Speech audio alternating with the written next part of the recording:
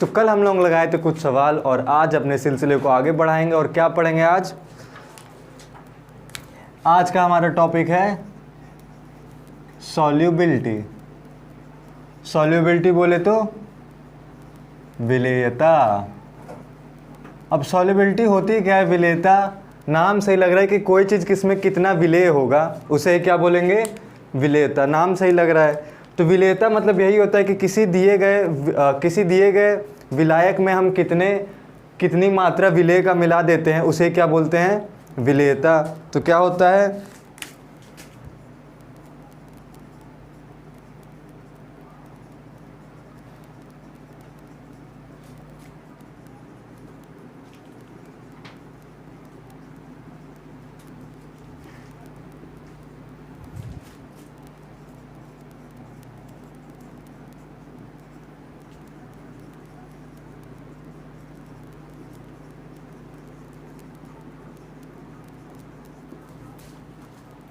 विलेय की वह मात्रा जो कि किसी दिए गए सॉल्वेंट यानी विलायक में घुलनशील होती है, उसे क्या बोलते हैं? उस विलायक की या उस विलयन की विलेयता। ठीक, इसको समझने में कोई दिक्कत? अब हम लोगों को बात किस पे करनी है? हमें मेनली बात करनी है कि solubility of gas in liquid. यानी कि यहाँ पे हमारा अगर सॉल्वेंट लिक्विड हो और सॉल्यूट क्या हो? गैस, तो उस कंडीशन में हमारी सॉल्युबिलिटी कैसी आएगी और उसको क्या क्या चीज़ प्रभावित करेगा। मतलब कुल मिलाकर हमें वो कारक बताने जिसके कारण ये सारी चीज़ प्रभावित हो सके। सबसे पहले हम लोग बात करते हैं नेचर ऑफ सॉल्यूट। तो ये हमारी दुनिया का नियम है कि सब अपने बिरादरी के लोगों को ही अपने पास आने देते हैं। तो इसमें भी यही होता है। जैसे कि हम लोग क्या पढ़ के रखे हैं, जो हमारे सब्सटेंस कैसे होते हैं? पोलर होते हैं और नॉन पोलर होते हैं। नॉन पोलर और पोलर में आवेश बनता है तो इसी का एक टाइप आयनिक भी हो जाता है, होता है ना। तो हमें क्या जानना है? अगर हमारा सॉल्यूट और सॉल्वेंट दोनों एक ही कैटेगरी का है तभी वो आपस में घुलेंगे। जैसे अगर हमने कुछ लिया, मान लो कि C2H5, नहीं इसको नहीं, ग्लिसरॉल ले लेते हैं। ग्लिसरॉल, उसका फॉर्मूला जो भी हो, ग्लिसरॉल। और एक और ले लेते हैं, कोई एसिड ले लेते हैं, H2SO4। अब ग्लिसरॉल जो होता है वो नॉन पोलर होता है, H2SO4 आयनिक होता है, पोलर होता है, ये तो पता ही है ना। तो क्या ये दोनों कभी आपस में सोल्यूशन बनाएंगे? नहीं बनाएंगे। और बनाएंगे तो मतलब सोल्यूशन बन जाएंगे, लेकिन ये इसमें घुलेगा नहीं। और अगर हम लोग इसी जगह H2SO4 में NaCl मिलाएं तो बनेगा, क्योंकि दोनों एक ही है। तो नेचर ऑफ सॉल्यूट में क्या मतलब क्या पॉइंट रहेगा? Like dissolves like. यानी अगर हमारा दोनों सॉल्यूट और सॉल्वेंट एक ही कैटेगरी का होगा, एक ही बिरादरी का होगा, तभी कहेगा कि आओ चलो साथ में रहा जाए, वरना घुलेगा नहीं। तो ये हमारा पहला पॉइंट होगा, नेचर ऑफ सॉल्यूट। कब गैस लिक्विड में सॉल्युबल होगा? जब दोनों कैसी कैटेगरी के रहेंगे? सेम कैटेगरी के रहेंगे। अब अगली की बात कर लेते हैं हम लोग, टेम्परेचर की।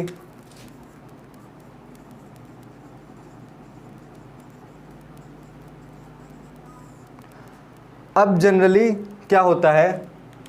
जनरली जब हम टेम्परेचर बढ़ाते हैं तो सॉल्वेंट की सॉल्युबिलिटी बढ़ती है। वो कैसे बढ़ती है हम लोग आगे देखेंगे। उससे पहले गैसेस की कंडीशन में ऐसा कुछ नहीं होता। जब भी तुम किसी लिक्विड में गैस को डालोगे तो रिएक्शन तुम्हारी एक्सोथर्मिक होगी। अब एक्सोथर्मिक का मतलब क्या होता है वो भी देखते हैं। जब भी किसी गैस को लिक्विड में करेंगे तो एक्सोथर्मिक होगी। जिस समझने की कोशिश करें, किसी भी लिक्विड में किसी चीज़ को डालो, गैस को डालो जनरली, तो गैस क्या करेगा? घुलने के बाद कुछ एनर्जी बाहर निकालेगी। यानी कुल मिला के जब भी तुम डालोगे तो क्या निकलेगा? ऊष्मा बाहर आएगी, हीट बाहर आएगी। क्या होता है? जब भी हम किसी लिक्विड में, किसी द्रव में गैस को मिलाते हैं तो ऊष्मा बाहर निकलती है। और इस कंडीशन में अगर हम लोग टेम्परेचर को बढ़ाएं तो क्या होगा? क्या होगा? देखो, ये हम लोग ली चार्टेलियर प्रिंसिपल की बात कर ले। नाम है ली चार्टेलियर, तो नाम पे ज़्यादा ध्यान नहीं देना है। जब भी हम लोग टेम्परेचर बढ़ाएंगे, गैस तो पहले ही से बाहर कर रहा है ना, अब उसको और तुम देने की कोशिश करोगे, लो तुम और टेम्परेचर लो, उसको पहली बात चाहिए ही नहीं। हम लोग टेम्परेचर बढ़ा के और दे रहे हैं तो वो गुस्सा आ जाएगा, फिर क्या हो जाएगा, रिएक्शन बंद हो जाएगी, यानी कि घुलना बंद हो जाएगा। तो कुल मिला क्या मालूम चला कि गैस को लिक्विड मिलाते हैं तो वो हीट निकालती है, एनर्जी निकालती है, और उस कंडीशन में अगर टेम्परेचर बढ़ा के उसको और एनर्जी देने की कोशिश करेंगे तो रिएक्शन चलेगी नहीं, क्योंकि उसको तो हीट चाहिए ही नहीं, ज़बरदस्ती देंगे तो गुस्सा आ जाएगा। तो इस वजह से टेम्परेचर बढ़ाने पे गैस की लिक्विड में सॉल्युबिलिटी घट जाती है। और बाकी सब मतलब अगर लिक्विड को लिक्विड में मिलाएंगे तो वहाँ पे कुछ और केस होगा। अभी हम लोग केवल गैस को लिक्विड मिला रहे हैं। क्यों होता है? क्योंकि गैस को जब लिक्विड मिलाते हैं तो एक्सोथर्मिक होती है, हीट बाहर निकलती है, और उस समय अगर हम लोग टेम्परेचर बढ़ा देंगे तो उसको तो हीट चाहिए ही नहीं, हम ज़बरदस्ती हीट दे रहे हैं, तो क्या हो जाएगा, सॉल्युबिलिटी घट जाएगी। तो ये दो फैक्टर। अब हम लोग अपने तीसरे फैक्टर की बात करते हैं, प्रेशर। अब इसमें सिंपल सी बात है, जब भी प्रेशर बढ़ाएंगे तो सॉल्युबिलिटी बढ़ेगी। अब कैसे बढ़ेगी? नॉर्मली कार्बन डाइऑक्साइड को पानी में डालो, नहीं घुलेगा, नॉर्मली ऐसे रखा है पानी में घुस थोड़ी ना जाता है। हम लोग उसको प्रेशर डालते हैं, उसके बाद ही तो उसमें घुसता है, सोडा बनता है।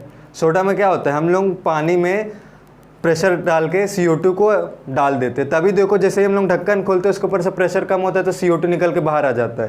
तो जैसे ही हम लोग प्रेशर बढ़ाते हैं तो उसको मजबूरी में घुलना पड़ता है, हम लोग उसको ज़बरदस्ती थप्पड़ मार के बोल रहे घुसो, तो घुसना तो पड़ेगा ही। तो इस कंडीशन में क्या होता है, अगर गैस को लिक्विड में घोलना है तो हमें प्रेशर बढ़ाएंगे तो वो घुल जाएगा। और इसी बात को किसने बताया बाद में? हमारे हेनरी चच्चा ने बताया। तो ये पूरा लिख लो, ये तीनों। तो हम लोग प्रेशर में क्या देखे कि प्रेशर बढ़ाने पे सॉल्युबिलिटी घट जाती है, मतलब बढ़ जाती है, प्रेशर बढ़ाने पे सॉल्युबिलिटी बढ़ जाती है। अब सॉल्युबिलिटी बढ़ी, इसका मतलब क्या हुआ कि जो विलेय था वो ज़्यादा घुलने लगा, यही मतलब हुआ ना। तो इसी बात से रिलेटेड उन्होंने क्या बताया, हमारे आए हेनरी चच्चा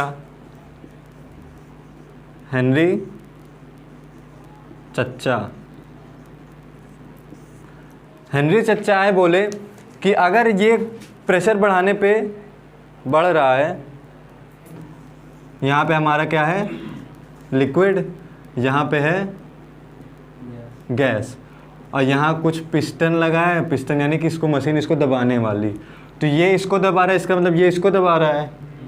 तो ये चीज़ इसको कितना दबाएगा, ये जो प्रेशर आएगा, ये गैस का आंशिक दाब, इसी को हम लोग P से दिखा देते हैं। मान लेते गैस कौन सी है, A। तो गैस का जो आंशिक दाब है वो इसमें मतलब इसमें घुलने के बाद जो इसकी विलेयता यानी कंसंट्रेशन आ जाएगी, उसके क्या होती है, डायरेक्टली प्रोपोर्शनल होती है। ये जो गैस इस पर जो प्रेशर लगा रही है, ये गैस इस लिक्विड में जो प्रेशर लगाएगी वो किसके समानुपाती होता है, इसमें इसके कंसंट्रेशन यानी कि 1 लीटर वॉल्यूम में वो कितना घुल गया है, किसके, एक मतलब m/v, 1 लीटर वॉल्यूम में कितना घुला है, इसी के डायरेक्टली प्रोपोर्शनल होती है। तो अगर इस 1 लीटर वॉल्यूम लेके चलें तो P directly proportional to m होगा। यहाँ पे m क्या है, मास। तो लेकिन हेनरी चच्चा ने क्या किया कि बोला हम मास लेके नहीं चलेंगे, हम मोल में बात करेंगे। मास को हम लोग मोल में कैसे बदलते हैं, मोलर मास से डिवाइड करके। तो उन्होंने मोल में करने के लिए उन्होंने एक दूसरी वो चीज़ ले ली जिसको हम लोग एक्स या फिर काई के नाम से जानते हैं। तो हेनरी चच्चा ने क्या किया कि मास को लेने के बजाय बोला कि उस विलयन में उसकी मोलरता के मोल प्रभाज के डायरेक्टली प्रोपोर्शनल होता है।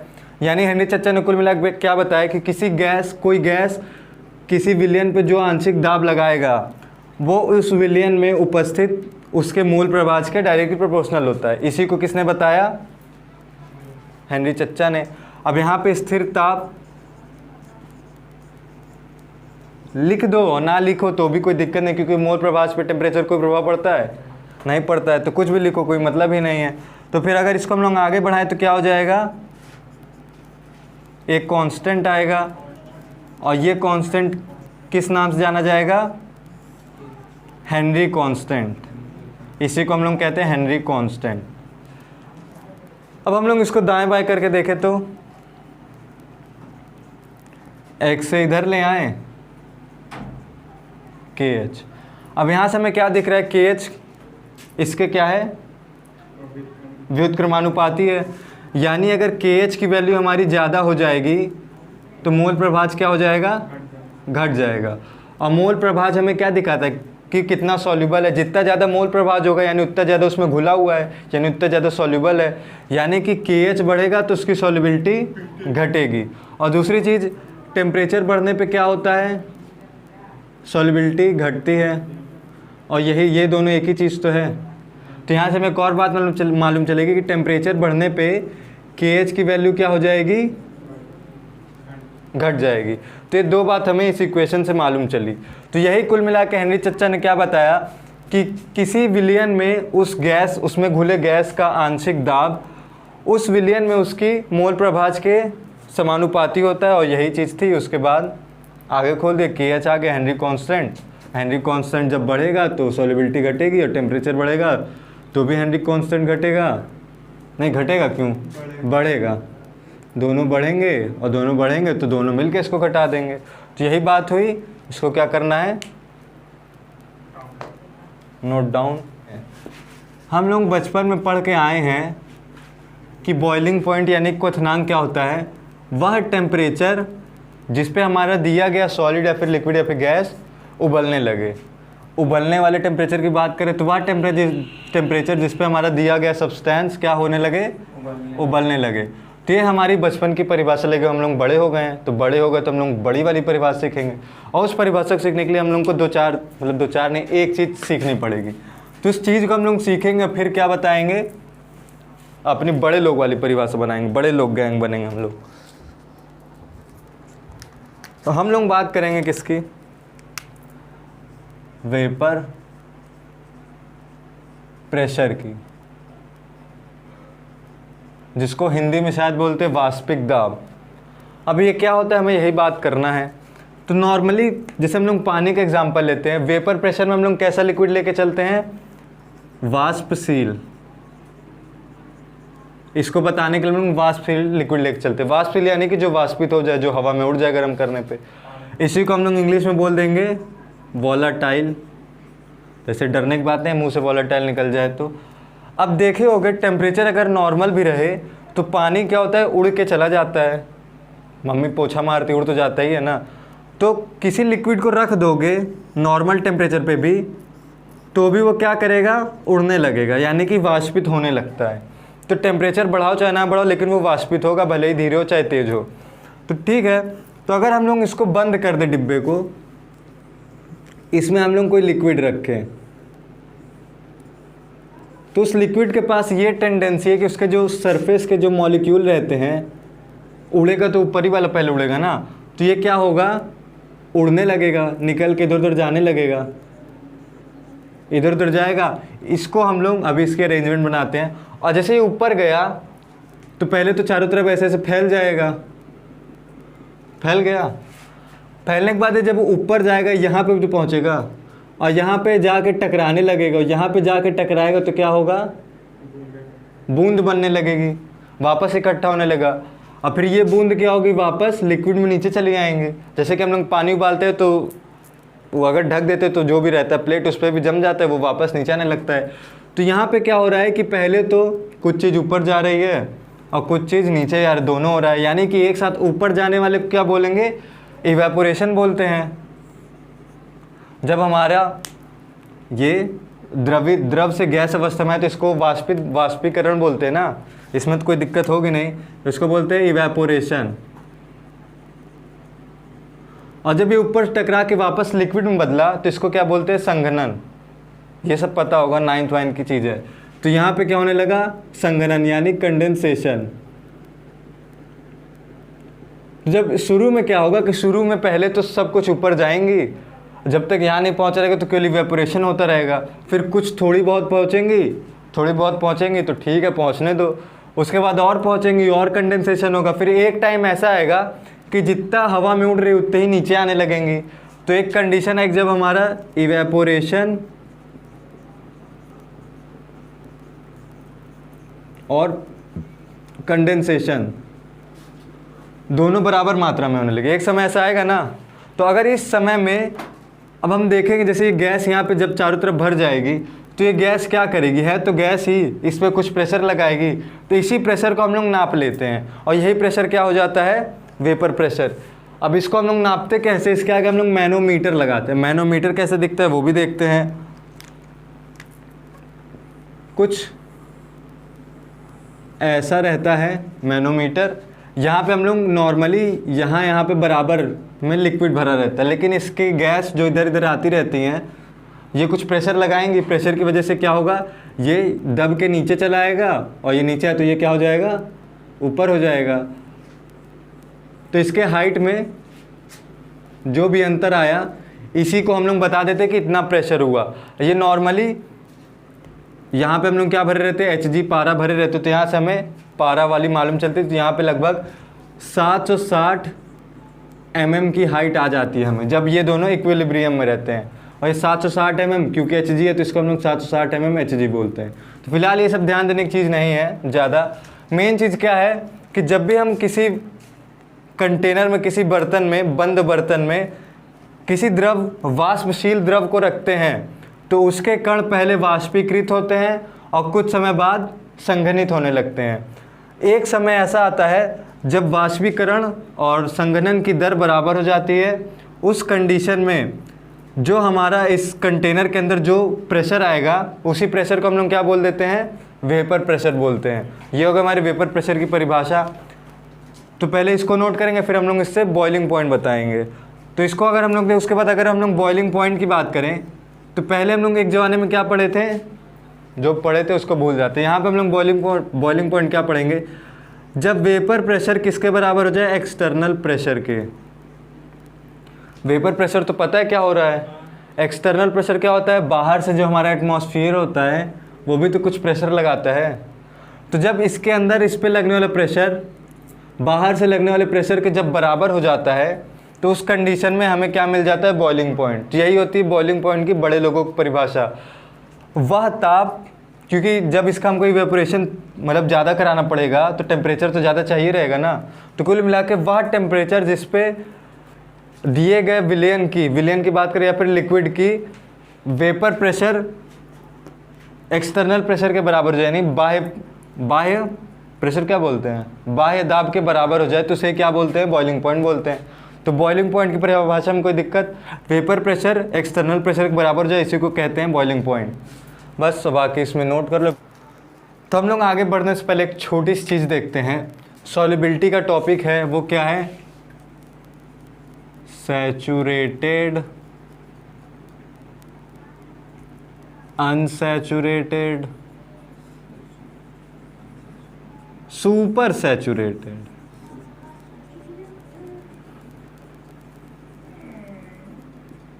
मतलब क्या हुआ, संतृप्त, असंतृप्त, अति संतृप्त, विलयन।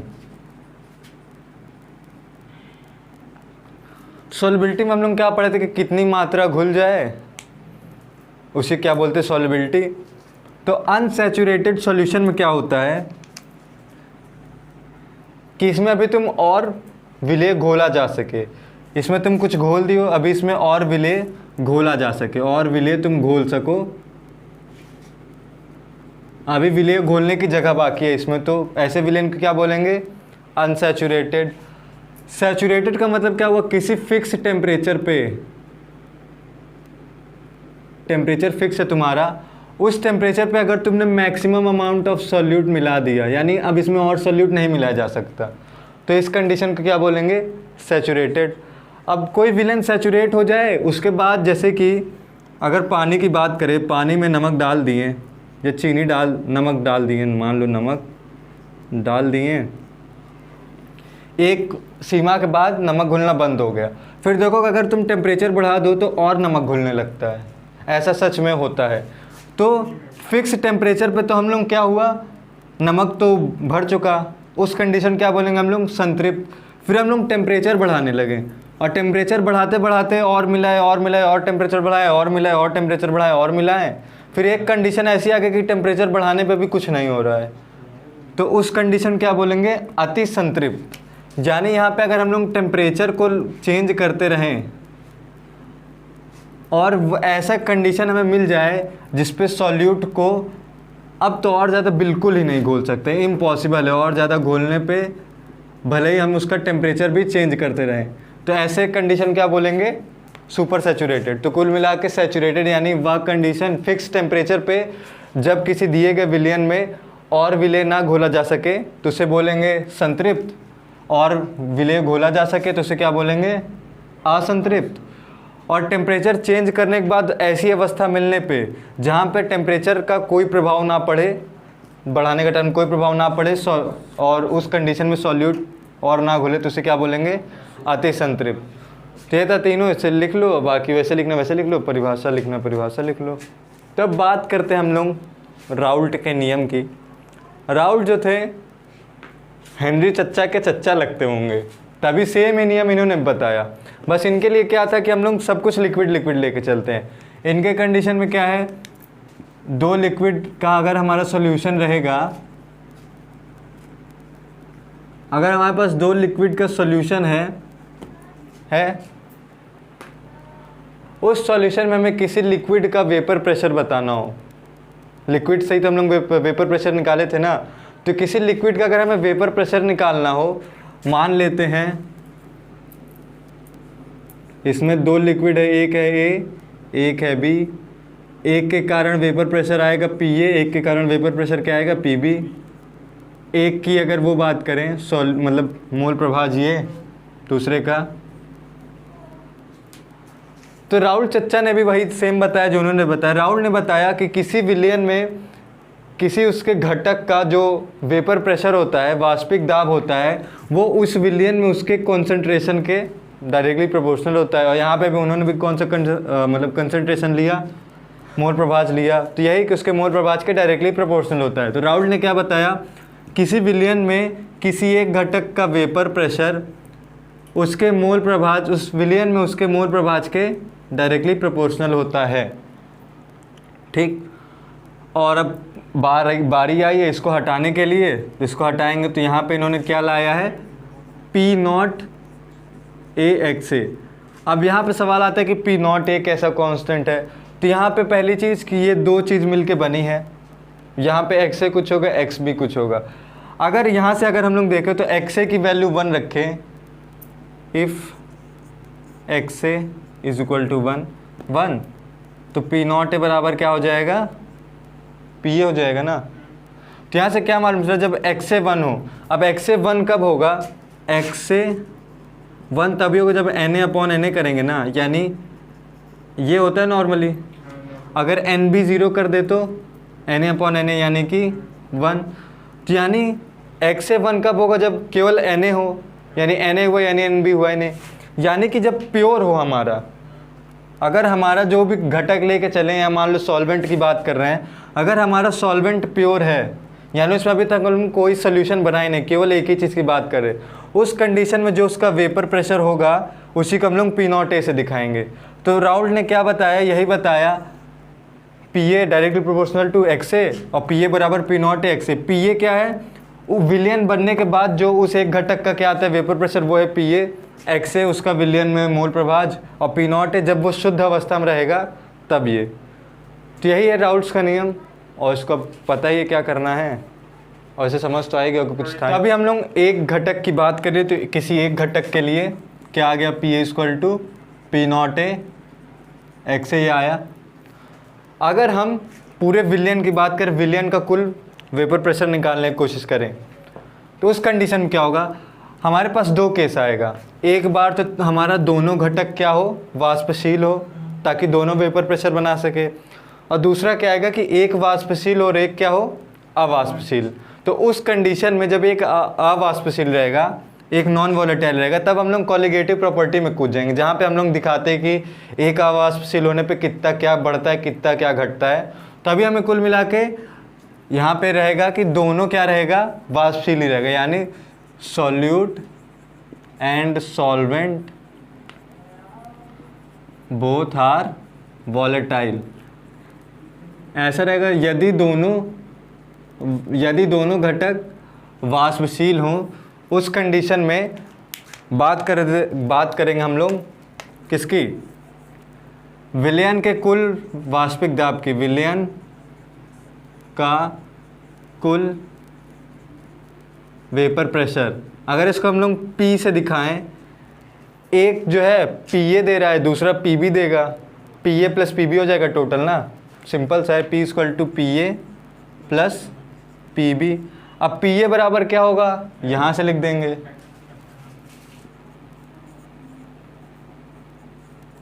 पी बी बराबर क्या होगा, वहाँ से थोड़ा सा दिमाग लगा के लिख देंगे। और हमें क्या पता है,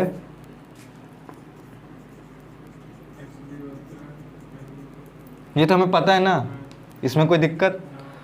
तो एक्स बी बराबर 1 - x। वो भी कर लेते हैं हम लोग। तो इसको भी हम लोग गोला ही मार के चलेंगे। ये है हमारे उस विलयन का कुल वाष्पिक दाब जिसके दोनों घटक कैसे हैं, वाष्पशील हैं। अब हम लोग एक्स बी की जगह क्या रख देंगे, 1 -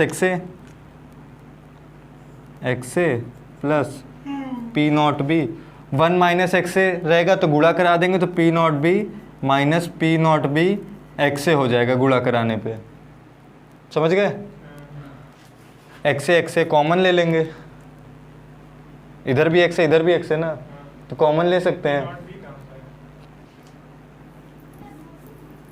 एक्स बी की जगह हम लोग क्या रख सकते हैं, 1 - एक्स ए रख सकते हैं।